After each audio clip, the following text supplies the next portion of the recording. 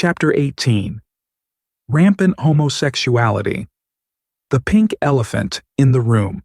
Without women, men have no future. Under normal conditions, in their natural habitats, wild animals do not mutilate themselves, masturbate, attack their offspring, develop stomach ulcers, become fetishists, suffer from obesity, form homosexual pair bonds, or commit murder. Among human city dwellers, needless to say, all of these things occur. Does this, then, reveal a basic difference between the human species and other animals? At first glance, it seems to do so. But this is deceptive. Other animals do behave in these ways under certain circumstances, namely, when they are confined in the unnatural conditions of captivity. The zoo animal in a cage exhibits all of these abnormalities. Clearly, then, the city is not a concrete jungle, it is a human zoo. In zoologist Desmond Morris's book, The Human Zoo, he proves that when the density of any animal, rats, monkeys, mice, or humans, increases past a certain number, the percentage of homosexual pair bonds increases. As Morris says, we do not live in a concrete jungle, we instead live in a human zoo. In the human zoo, Morris explains that in a low population density environment, men and humanity do not experience the pressures of being in captivity. This brings on homosexual pair bonds, self-mutilation, masturbation, murder, attacking their offspring, stomach ulcers, fetishes, or obesity. These are problems that plague our cities today. The higher the density of the city, the worse the problems. Animals live in natural habitats with a certain population density. They need to live and feel free, and so do humans. As Morris points out, despite the pressures, however, the benefits of captivity in a zoo are great. The zoo world, like a gigantic parent, protects its inmates. Food, drink, shelter, hygiene, and medical care are provided. The basic problems of survival are reduced to a minimum. There is time to spare. How this time is used in a non-human zoo varies, of course, from species to species. Some animals quietly relax and doze in the sun. Others find prolonged inactivity increasingly difficult to accept. If you are an inmate of a human zoo, you inevitably belong to this second category. Having an essentially exploratory, inventive brain, you will not be able to relax for very long. You will be driven on and on to more and more elaborate activities. You will investigate, organize, and create, and in the end, you will have plunged yourself deeper still into an even more captive zoo world.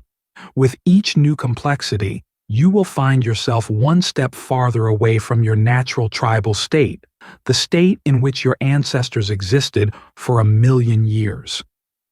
Another factor that has contributed to the feminization and homosexualization of men has been the removal of the needs for daily survival.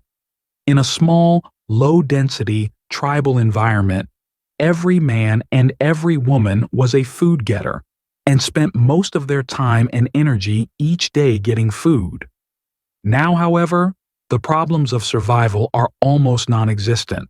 In the Way of Men, by Jack Donovan, he explains that the frontiers of survival, the edge of danger and no danger, are so far removed from the cities now that men, women, and society as a whole no longer even consider the basic factors of survival. There are no lions, tigers, or bears invading and threatening the tribe. We are sheltered from the elements. There is an abundance of food. We have more entertainment and distractions than ever, and there is an abundance of excess time and energy. So what does man do with his spare time and energy? If he does not have a strong work ethic and purpose in life, usually a man will turn his energy inward and become self-destructive through engaging in all the things mentioned by Desmond Morris in the opening of this chapter. The story of modern man is the story of his struggle to deal with the consequences of this difficult advance.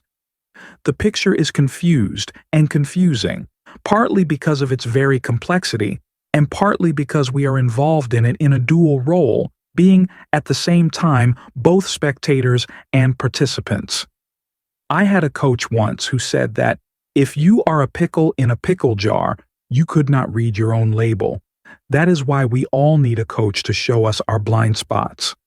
Morris points out that we are blind because of our dual role, being both spectators and participants in this changing way in which men and women live. It's hard to discern causes and effects of things when you are indeed a pickle inside of your own jar and cannot read your own label. To be clear, what men and women do in their own bedrooms is none of my business. I am not for or against homosexual relationships or marriages or families. It's none of my business. However, the reason I am writing on this is because this book is on being a man, and a popular choice for young men today is to be gay. You might say or think that being gay is born this way and not a choice. You may believe that sexual preference is hard-coded into a person's DNA or just who he is. That may be true. However, what I believe to be true about all of humanity is that we have the power of free will to choose how we live our lives. We do not leave things to chance and always have the final say in all decision-making. We can own our problems and deal with them in our own way. Some people react to problems emotionally, which is weak. Emotions are frequently wrong, and when emotions go high, intelligence goes low. The proper way to deal with problems is to pause, think, and respond in a rational way. Responding is much different from reacting. Responding allows you to think and use the power of reason and your mind, whereas reacting lets your emotions take over. Your emotions are usually false. To be clear, throughout history, any society that has had a high enough density of humans has always had homosexual men and women. How society dealt with and responded to those relationships, however, has been different throughout history. In the 1940s and 1950s, a man by the name of Alfred Charles Kinsey was the first official researcher in America to consider the sexual behaviors of human beings and treat the subject as a science. Kinsey was an American biologist, professor of entomology and zoology, and a sexologist, which was new in 1947. He founded the Institute for Sex Research at Indiana University, now known as the Kinsey Institute. He is best known for his work Sexual Behavior in the Human Male, 1948, and Sexual Behavior in the Human Female, 1953, also known as the Kinsey Reports, as well as the Kinsey Scale. Kinsey's research on human sexuality, foundational to the field of sexology, provoked controversy in the 1940s and 1950s. His work has influenced social and cultural values in the United States, as well as internationally. At the time of his research and writing, Kinsey was ridiculed, attacked, and challenged for his findings on the human animal. Kinsey threatened the popular view of his time and thus was dangerous. In 1948, to talk about homosexuality in an open way as he did, or to suggest that there was a scale and that everyone was a little bit gay, was extremely threatening in a very religious, intolerant society like America. America is much more tolerant of these ideas today. The Kinsey scale shows 0 to 7, with 0 being exclusively heterosexual responses and 7 being exclusively homosexual responses. This was a new and threatening idea in the 1940s and 1950s, and today we take it for granted in the modern world. When I grew up in high school, the popular idea in the school system was that 10% of the population is gay. That is a significant number of people in a modern country or population. It's hard to determine what percentage of the population has been traditionally gay, as there is not a lot of statistical data to measure the validity of the gay 10% throughout history. But what we do know is that sexuality, and homosexuality have always existed on some level as long as humans have had enough density to support it. What has changed are our attitudes towards sex and homosexuality. In some ways, homosexuality is like illegal drugs, prostitution, bootlegging, pot smoking, hitmen, and other illegal activities. I put illegal activities in quotes because in several countries around the world, especially intolerant countries ruled by strong men, homosexuality is illegal, underground, and it is something that happens, but people don't talk about. Several countries ruled by a strong man mentality, specifically Muslim countries where it is manly to be angry to show dominance, act violent, and rule with an iron fist, openly kill, torture, and mutilate homosexuals. Slavic countries in Eastern Europe and Russia openly admit, "We don't have gays, we kill them." I have heard that line said firsthand from several immigrants I have met from Russia, Croatia, Serbia, Albania, and other Eastern European countries. Is it right to torture and kill people? No. But it happens every day around the world in places where life is much harder than in the Western world. It's confusing for young men to have the option of homosexuality. I remember when I was in my teens and confused. My mother told me that men just like all women sexually. This turned out to be false information. I have a type of woman that I'm sexually attracted to, as most men do. That type of woman sexually turns me on more than anything else, and women who don't fit my type, I'm not really interested in. Since I tried dating women I wasn't interested in, and the premise from my mother was all men like all women sexually, I thought I was gay for a very brief period until I realized I'm just not into this specific woman, which turned out to be true. We all have personal tastes and flavors, and I have taken some mild tests online and scored exclusively heterosexual in my late 20s. Could all of this change throughout life? Kinsey claimed that as he grew older, he moved from exclusively heterosexual to more in the middle of hetero and homosexual. That could make sense. Your sex hormones change throughout life, and your testosterone and estrogen balance out. People change as their hormones change. It makes sense. What is confusing for young men in the cultural narrative is the way that homosexuality is sold today.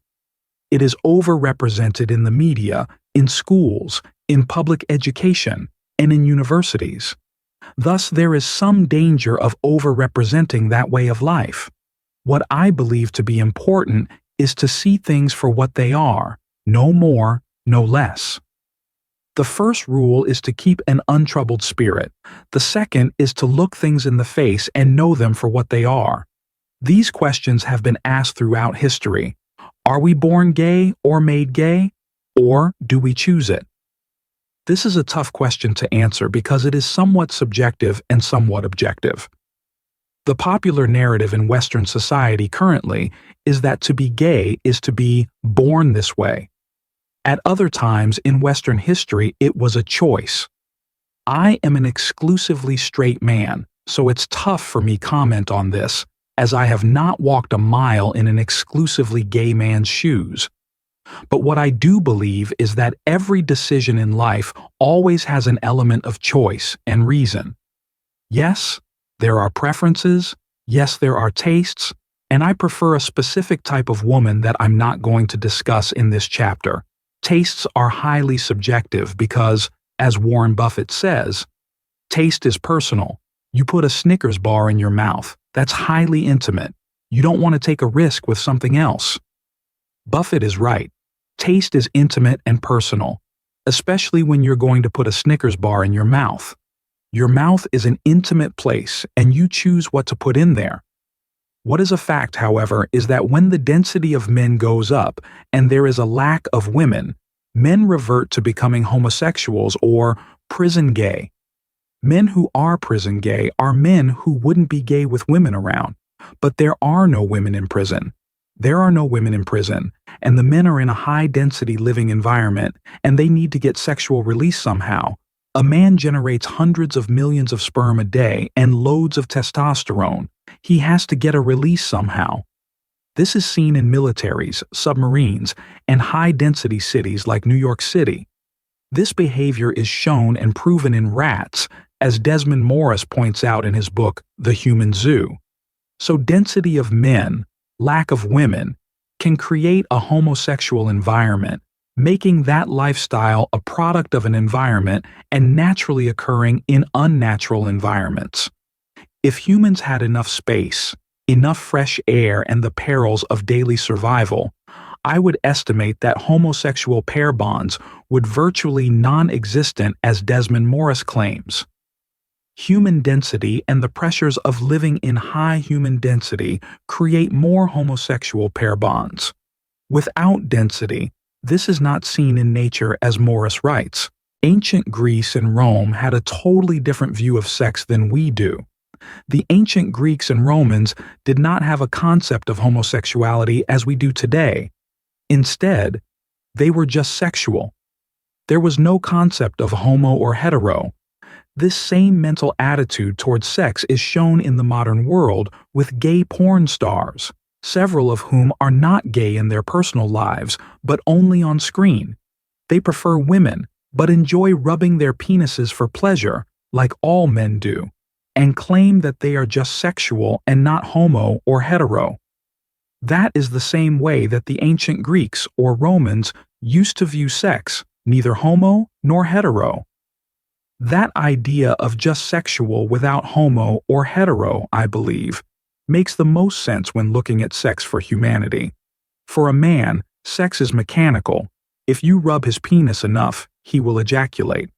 A robot could be rubbing it, a sex doll, a woman, a man, a dog, a cat, a sheep, a goat. I don't think it matters too much what or who is rubbing a man's penis as long as it's getting rubbed. Throughout history, men have had sex with just about anything. This is illustrated in Jared Diamond's book, Guns, Germs, and Steel, where he believes that Europeans inherited their plagues and nasty diseases from sex with livestock. If men and humanity are just sexual and like rubbing their penises generally, then this makes sense. Women, on the other hand, I believe, have a more emotional, mental, and spiritual connection to sex, and they do not have this penis-rubbing phenomenon that men have. I also believe that women have been traditionally conquered by powerful men in history. In small tribes, the king or the leader would have sexual access to 50% of the women. In a tribe of 150 people, that's nearly 37 sexual consorts, assuming 75 males and 75 females.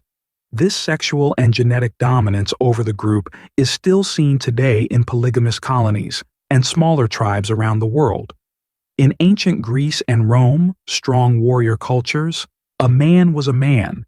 He had a wife, children, a family, and maybe a little boyfriend on the side, and maybe even a girlfriend too. Sex was sexual, not homo or hetero. But the Greeks and Romans understood something that we are missing in today's modern world when it comes to homosexual pair bonding. The Greeks and Romans had a great need for children and families because they had strong societies, warrior societies. They needed men, warriors, and children to assert their dominance as empires. The Greeks and Romans, although they allowed homosexual activity to take place on the side, did not encourage for exclusive homosexual pair bonds, which are explicitly destructive to a society. In the ancient world, the Greeks and Romans would make a man grow up out of boyhood and marry a woman. That was pretty much non-negotiable. As a rule, if the newly married man had an older boyfriend, the relationship had to stop when he got married, and now the newly married man could get a younger boyfriend on the side. What's important to look at with the ancient Greeks and Romans is that they had what I would call functioning homosexuality, in which the men of the day were husbands, fathers, warriors, leaders, philosophers, orators, and from time to time would enjoy sex with a little boyfriend or little girlfriend. Julius Caesar would dominate his enemies by first having sex with his enemies' wives and then having sex with his male enemies as well. This was how you showed how tough and manly you were in the Greek and Roman days, but it was not homo or hetero, it was just sexual. You rubbed your penis and got off. Society had its own set of rules around families, women, and raising children, and those societies were able to function and rule the world much longer than our American empire will last today. This system functioned, it worked, it was strong, and it was intolerant of exclusively homosexual pair bonds. What we have today is different from the functioning homosexuality of the Greeks and Romans, where there were mother-father families, women as wives, and children being born with strong fathers to teach men how to fight, philosophize, lead, and be men. Instead, we have a non-functioning boy-type homosexuality that generally leaves women out of the equation. This is creating a new set of problems for our Western world, as Jack Donovan, who is an openly gay man, is quoted at the top of this chapter as saying, "Without women, men have no future." An exclusive group of homosexual men, a gang with all male pair bonds has no future, no way to reproduce, no way to step out of boyhood and into women, family, and children. It's a gang of boys, and without women, they are extinct. So why are the religions of the world so violently against homosexuality? Religions and intolerant, strong societies of the past have killed homosexuals to send a violent message to young men about how to be a man. Why is homosexuality so bad for religions? First of all, the Romans and Greeks were pagans, and religion in general follows the governing style of the society. It was a world ruled by several city-states. For example, the ancient Greeks had several gods who ruled over local city-states such as Athens, Sparta, Phrygia, and Macedonia. This was philosophically different from an empire mentality. Many city-states, many gods, many voices, many ideas. This city-state mentality is different from an empire or one ruler mentality. An empire is ruled by one king or one emperor. That creates monotheism, one God, in religions such as Christianity, Judaism, and Islam. Those are the ruling religions of today, and our countries and empires are ruled by one figurehead of an empire instead of a city-state. A one-figurehead society adopts a one-God religion to work with the power structure and messaging of ruling over the people. The third type of religion is totalitarianism, which happened in Nazi Germany and Communist Russia, and to a point in Imperial Japan in World War II. These societal setups create the state and the ruler of the state as a religion unto itself, and there is no God in these totalitarian regimes outside of the state and the figurehead of the state, who is a God unto himself. So we go from paganism to monotheism to atheism based on the power structures of our societies. The more the power is consolidated, the fewer gods there are until there are literally no gods, as in an atheist society where the state has become God instead. What I believe happened in history a long time ago could happen again in the modern world. Long ago, likely in the desert, somewhere near the base of all religions, the early human tribes probably had a major catastrophe with a lost generation. That one generation was devastating to that civilization because the men opted out of the reproduction pool, which left a generation of unmarried women. The lack of families created a lack of offspring, and I'm convinced that this ancient civilization either 1. Wiped themselves out by having no offspring, or 2. Nearly wiped themselves out and were conquered by outside tribes. Either way, the lesson was extremely painful at some point in history, and as I type these words, our modern world is trending in the way of the grim story I laid out for you above. In the biblical text, there is the story of Sodom and Gomorrah that faced the destruction of fire and brimstone as the people in those cities practiced homosexuality, and thus the word sodomy or sodomite comes from the city of Sodom and means sexual crimes against nature, such as homosexual sex, anal sex, oral sex, or bestiality. To allow for exclusively homosexual pair bonds is to begin to depopulate and destroy a society from within. Men choosing other men over women leaves a group with no future, no women, no families, and no children. This is a plan for depopulation and self-inflicted extinction. We are in a time when birth rates are negative. It takes 2.1 or 2.2 children to keep our population level and population growth at 0.0. Currently in Canada, where I live, we have a birth rate of 1.2 children per couple. This is a negative birth rate, and we will go extinct eventually because we cannot replace our own people. Consequently, we import people from around the world, some of whom are compatible with our way of life, and others who are incompatible or are even hostile to our way of life. The new people, the immigrants who move in from Islamic countries, for example, have 8 babies to our 1.2. We will be bred out of existence, much like the end of Sodom and Gomorrah, who went extinct in desert long ago, which served as a warning to the religions of the world against exclusively homosexual pair bonds. The promotion of homosexual pair bonds in a non-functional way, which excludes women, children, and the traditional family as we have today, was likely a poison that utterly destroyed some groups of people in ancient times. And thus, the reigning religions of the world are against homosexual relationships. They know what happens if every man decided to be gay and opt out, and know that it spells explicit self-destruction of the tribe.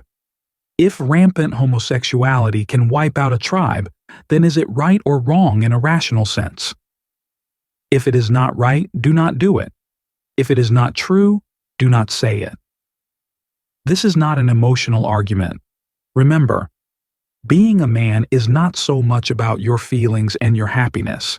It's about your work, your duty, and doing what is right for the tribe and tribal survival. Do your duty as you see it and damn the consequences. History has never cared about the happiness of men or the fulfillment of men or men's dreams or feelings. Men have usually lived short, brutal lives that end in violence and death at the service to the tribe or defense of the tribe against an enemy. Your dreams, your happiness, and your feelings are not really what being a man is about. Little boys, little girls, and women can focus on being happy and dreaming. Men usually must do the violent, dangerous, and hard jobs of the tribe, which are usually unhappy and brutal work. Being a man is doing your duty to the tribe, which usually means doing your work and leading, protecting, and gaining the trust of the other men and women in the tribe. Throughout history, men have been expendable. The male seed and males of the species have been sent into wars and killed wholesale, en masse in huge scores. Because one surviving man could repopulate the tribe or the group easily. After all, a man produces hundreds of millions of sperm a day, while a woman's body releases 1 egg a month. If that egg is fertilized, it takes 9 months to grow a baby and nearly 12 to 18 years of child rearing to get the child to become self-sufficient. Reproduction has always been a greater risk for women, and thus women have always been held in higher value and were exempt from wars because you needed each and every womb to repopulate the tribe. The wombs were important to repopulate the lost soldiers, the lost men who died defending the tribe. The sperm and testicles were not needed, so they were sent into bloody, violent combat. These biological facts have thus created short, brutal lives for men throughout history and long, brutal lives for women. Women have traditionally led long, brutal lives because after losing a war, the men would be killed in battle and the women would be raped and thrown into sexual slavery, real slavery, along with their children as a conquered tribe. These words sound harsh, but we have to remember that every human empire was built on slaves and conquered people. I would even argue that slavery still exists in Africa and in the prisons of America, where mostly black men have their voting rights stripped from them when they enter the prison system, and they are not paid for their labor while they work for private corporations in the fastest growing housing sector in the USA. The United States is a small minority of the world's population, 5%, but it represents nearly 25% of the world's prison population. I would also argue that minimum wage and minimum tipping wage in America are also forms of slavery, because if you work the whole year and own nothing at the end of the year to show for your labor, you are a slave. Recently, in 2017, in 0 of the 50 states in the USA, can someone rent a 2-bedroom apartment on minimum wage earnings? Tell me that is not modern economic slavery? So is it right or wrong to be homosexual in the rational sense in the modern world? Earlier in this book, I outlined right and wrong as, if everyone did it, would the tribe be able to survive? What if everyone stole, murdered, got drunk, became addicted to drugs, was a pedophile, or was a rapist? The world would certainly fall apart. If everyone decided to say fuck it to the opposite sex and opt out of families and babies, we would be wiped out as a tribe within 1 generation. By this definition, non-functioning, exclusive homosexuality pair bonds are wrong. If we adopted the Greek or Roman way of homosexuality, perhaps it could be right because we could maintain our society and our birth rates and keep women involved in families and reproduction. The new question becomes, if we do not promote functioning homosexuality today as the Greeks and Romans had, where women, children, and families were still part of the equation, then do exclusively homosexual families work?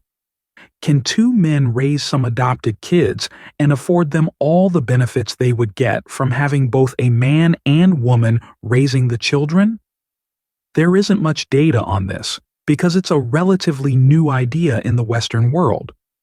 Gay marriage has recently been supported by the governments of Canada and the USA, and that makes sense from a property and law standpoint.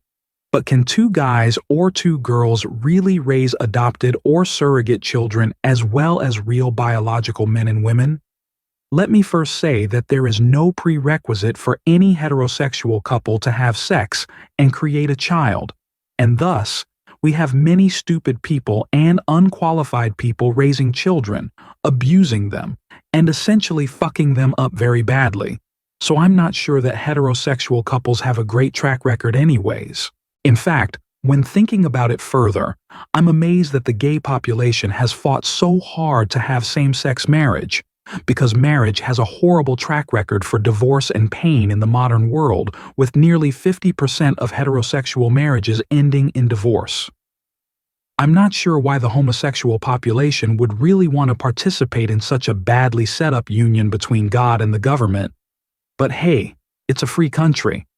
You can fight for your rights, no matter how shitty those rights are, especially in the world of failing marriages and divorce. From my own personal observations about the homosexual population, gay men are generally high-quality men, educated, wealthy, or at least comfortable, smart, good-looking, and likely would make a great set of 2 dads raising children. I'm not sure what the consequences are of having absent women or mothers in the house or the divine feminine energy, but I would say that 2 high-quality men could probably raise children effectively and better than some of the mid- and bottom-tier heterosexual couples. The track record for parenting isn't too hard to beat. People mostly suck. 3 men raised 3 little girls on the hit TV show Full House, so why not? Although Full House was fantasy and indeed a TV show, it could work in theory. The downside, however, is that women are left out of the equation, and this is where the destruction lies. What do you do with all of these unmarried women? The modern problem of homosexuality is that two generally high-quality men are lost from the reproductive gene pool. This means two women are lost from the reproductive gene pool, who are likely high quality in a socio-economic way as well. Two families are lost, and at least four children are lost by virtue of never being born in the first place. This is almost like a wholesale abortion of a future generation and could be more destructive to a society and population than a nuclear bomb if practiced on a large enough scale. The argument so far is, there is nothing wrong with wanting to be gay, but in general is unmanly because you are not looking after the women or children of your tribe. And this creates problems on a big scale. These issues are compounded by the fact that homosexuality in today's world is trendy, powerful, and cool in the media and the popular narrative of society. It looks fun. They have parades and gay cruises where everyone is scantily clad in underwear and dances all night while having sex and drugs around the clock. It's a party, and everyone wants to join the party.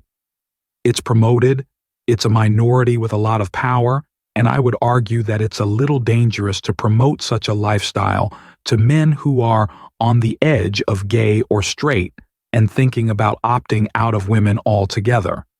It's not so much harmful to the men, but very harmful to the women, to families, and to children. The issue of homosexuality and women, children, and families is not really spoken about in the popular narrative of society, where emotions have taken over all thinking and reason. The risks and issues of non-functioning homosexuality are still discussed in the churches and religious institutions, but nowhere else. Homosexuality could turn out to be a major disaster down the road for our population, culture, society, and way of life. It could bring a very hard time upon us where the majority of our good and well-built countries become the minority and we enter a steep decline, violent invasion, or brutal enslavement by other intolerant groups. Rome fell and entered into a 1,000-year dark age, so could it happen again? Absolutely. Who could these intolerant groups be? As Rome became tolerant, it fell to intolerant barbarians from the north. Who could the current barbarians be for America? Perhaps Islam, perhaps Russia, perhaps China, perhaps third world African nations. All of the places I listed above are generally intolerant groups of people relative to tolerant America, and certainly do not celebrate homosexuality as a virtue. Most of the groups above oppress and kill homosexuals, just as the barbarians of the north killed and brutally murdered the soft Roman men who watched gladiator games all day and participated in feasts and orgies all night. Homosexuality also offers benefits in that men can work with their own gender as opposed to dealing with the complexities of a different gender, women, who are wired completely differently from men, and this can be seriously frustrating to a young man. Today, homosexuality is offered as yet another opt-out tool for men to opt out of women, families, children, and the duties of being a real strong man. So the last question is it manly to be gay? I believe that the answer is, it depends. The Greeks and Romans practiced a very manly version of sexuality and homosexuality that I would argue is very secure and functioning compared to what we have today. I think they practiced sex in a healthy and manly way, and they performed their duties as men, included women, had children, mentored and raised them, and had a boyfriend on the side. It was manly because the men performed their duty to the tribe. What we have today is more like a boyish version of homosexuality. Another Peter Pan escape. Another way to opt out of the true responsibilities of life. You see men marrying men, getting 2 dogs instead of 2 kids, and using all their purchasing power and expendable income on lifestyle, trips, cruises, drugs, alcohol, material possessions, cars, houses, and whatever else they desire. They have opted out of their manly duties, taking care of a woman, reproducing natural children, raising the children, mentoring the children, and creating the next generation and real value for society. This type of arrangement is not sustainable and is most damaging to women. I would say that the way homosexuality is practiced and promoted today is unmanly and boyish. The Peter Pan version of homosexuality fails to be manly when compared to the ancient Greek and Roman style of homosexuality, where a man could be strong, serve his duties to his tribe, and still have a little fling with his boyfriend on the side. Everything can be taken from a man but one thing, the last of the human freedoms, to choose one's attitude in any given set of circumstances, to choose one's own way.